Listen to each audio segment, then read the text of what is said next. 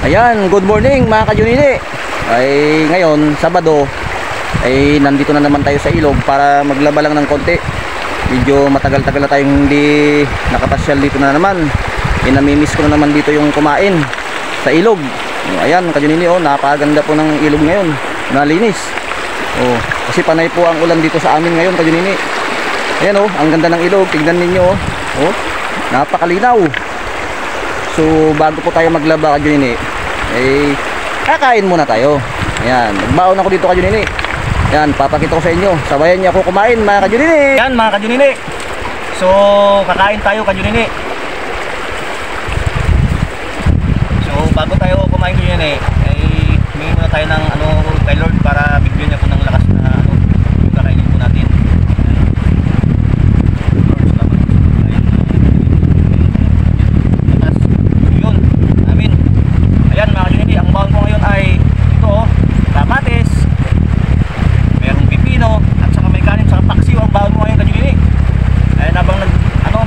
Maglalaba ako dito kasi.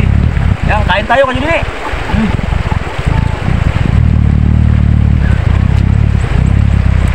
Sarap kumain dito ka-Junini.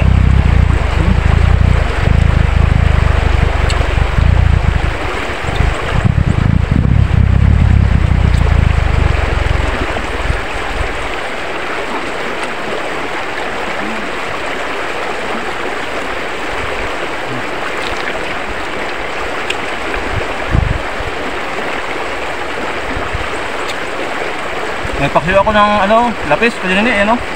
Lapis. Oh.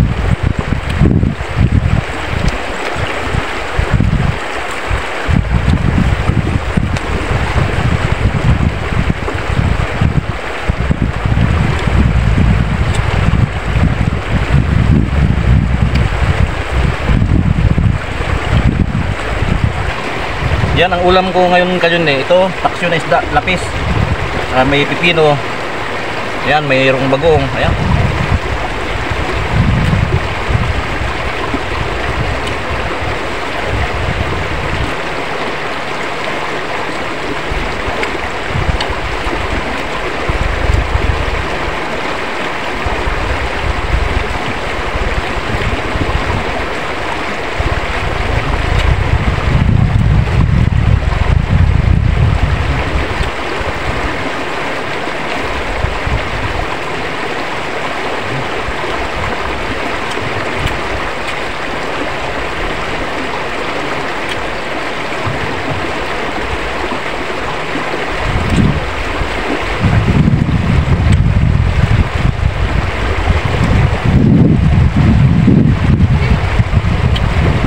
So ayan mga ka-Junini, tapos na akong kumain. So talagang iba po yung kain dito sa tabing ilog talaga ka-Junini. Napakasarap pong kumain.